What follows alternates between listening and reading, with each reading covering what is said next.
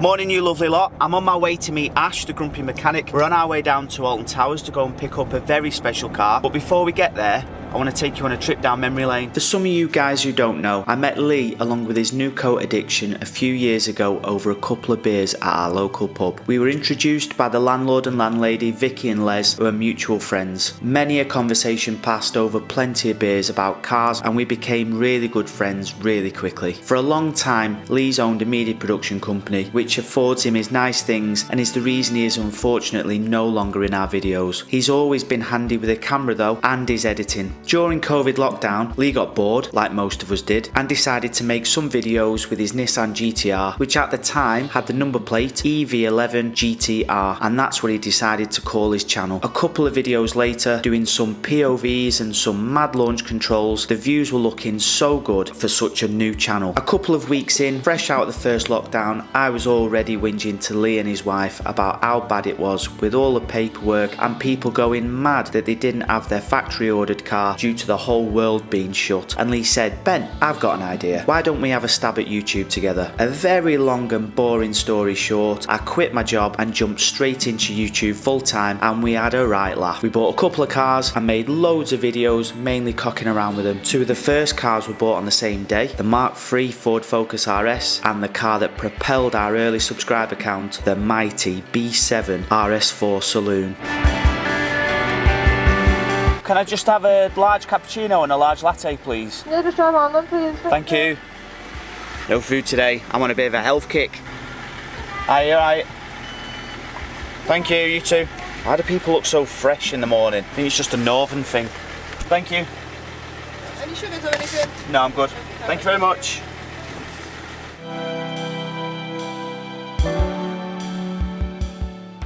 Now that trip down memory lane was going to bring me neatly on to getting into Ash's Carlton and making the trip down to Alton Towers. Went to turn the key, didn't start. Here we go. Oh, is it flat? Is that what we're saying? Is that what we're going with? I think so, because I've just been sat here waiting for you because you're fucking late with all the doors and the boot open. I knew somehow it'd be my fault. So even with some juice, it's still not starting. This looks rather suspect down in this corner, Ash. What's all this about with the microfibres? Looks like we're taking the Range Rover. I've got to be honest, I'm not surprised. We've just found out this is a 1989 car. June of 89 this was registered. So it's as old and as knackered as I am as well. No. Negative, lad. Should we go in the Range Rover? The most reliable car that we have?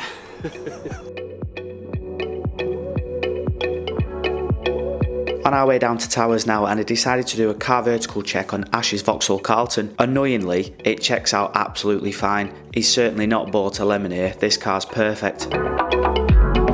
So you join us in the most reliable car that we have, which is the Range Rover. It's currently the only one that works, I think. Although when it is cold, it doesn't go into first for some reason. So I have to like mess about, put it into manual, put it up into third. It then jumps into drive, put it back over into drive, and away we go. Ash did a bit of digging on the forums about that, and apparently it's some sort of what? Can you say, Ash? I think it was potentiometer, but I can't quite remember. A potentiometer. Now I mentioned to you guys before that this is a very special car, and it's actually one of his dream cars as well. A car that definitely isn't one of Ash's dream cars is our 2007 Toyota Yaris. Everything seemed to check out okay, the mileage looks great, it's never been stolen, but this history check quite clearly says it's been damaged before.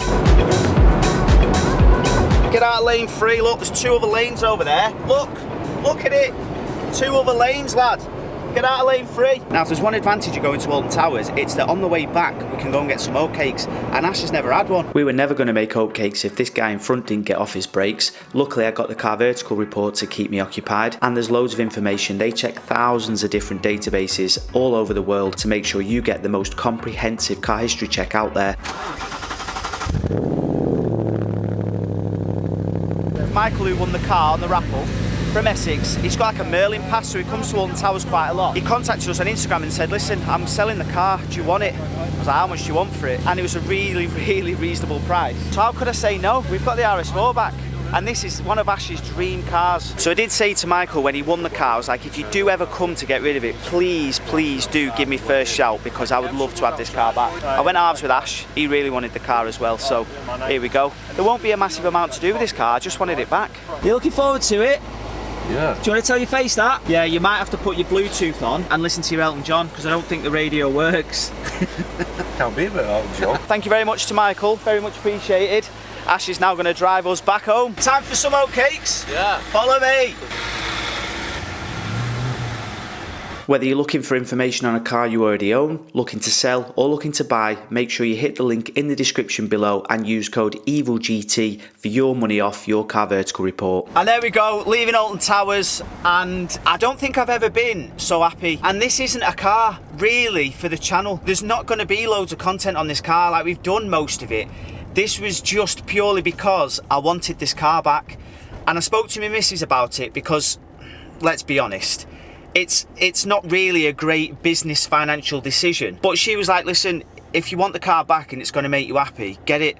And obviously I've split the liability with Ash, who knows what he's doing when it comes to fixing stuff. So it's not going to cost me that much money either to keep it maintained and keep it good. I tell you what though, I think that's got to be right up there with one of the strangest places I've ever bought a car from. Where's one of the weirdest places you guys have ever bought a car from? Oatcakes acquired, but I have just realised that we don't have any knives and forks, so we're going to Dan's house. Hi mate. Hey! No, don't get me on video. Hi, what's up here? Hello. Oatcakes sorted. Now time to get back to the unit. Now if there was one person that was even more devastated that the RS4 went than me, it was me dad. I'm getting the curb assassin down to the unit and seeing his reaction. Back where she belongs. From one jalopy to another, let's see what's up with this shed. There's got to be something under here. I remember this is the distributor, this, isn't it? I remember that from a mechanicking certificate. That the distributor cap thing. Yeah. That's the battery. Airbox, is it? You know what a fucking airbox is? That there cost you £96. Does that not pretty much render this a write-off? Yeah. Is that a starter motor down there? Yeah. And there's a wire that's not connected down there? No, it was connected. Oh, but not very well. Is this your rough as toast bodge jobs here? Why is that not on it properly? Is that literally how you usually wire shit up, Ashley? Oh, you daft it just fell out of this. Right, let's see how we get on now.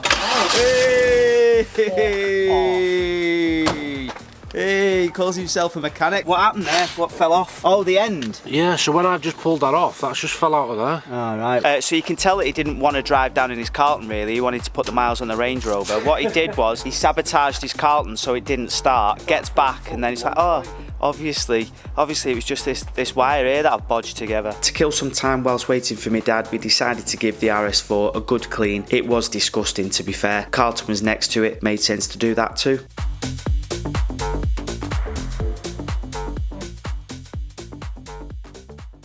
Alright. No way.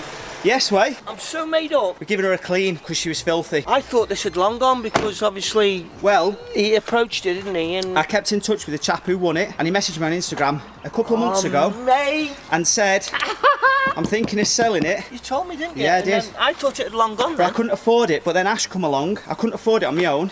So Ash come along and said, I'll go halves with you if you want. Ash, I'm hiding here. He's hiding. mate, come bring it in, mate. Fucking bring it in. Look at this. Ah. I'm made up. It's back. I really am. So that was the first surprise for me, Dad. I knew he'd be buzzing with that. Here's the second. Yeah, son. Oh, I was some settle. Fucking hell. Dozen oatcakes there, mate. So now she's looking absolutely amazing. We want to go back to the things that might not be particularly right with this. First things first, it's asking to service the brakes. Is that it? I'll take that. It was saying bulb before. It's saying what? It was saying bulb. Bulbs. It's not saying. Oh, there you go. There we go. Right. Number plate light. We can sort that out. That's easy. Potentially arms, and it needs a geo, I think. So here's me thinking that me and Ash have bought this just to purely have it and not too interested in actually creating content on it. It looks like there's going to be a bit anyway. So that's number plate bulb, something to do with the brakes. Ash thinks something to do with the arms, then it'll need a geo. All in a day's work for you, that, innit, Ash? Yeah. I even kept the number plate because this is going to go back on our RS4. So if you're not just interested in B7 RS4s, we have a Mark II Focus RS restoration going. We've got a turbo conversion on a Yaris. We're doing God knows what with that. That just keeps getting pushed back. This is my mate's Astra GT. We've been for a spin round in that. Check out the last video. I've got a plan for these two cars. This isn't mine, this is a friend's.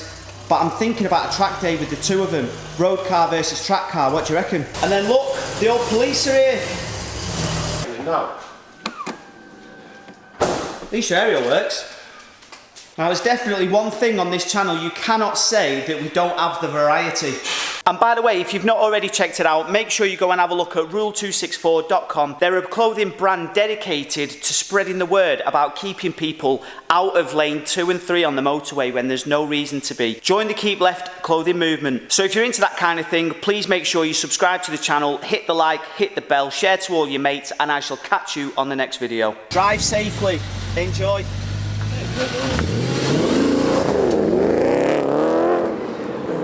Like that? Mate, I'm made up. Listen Absolutely. to her.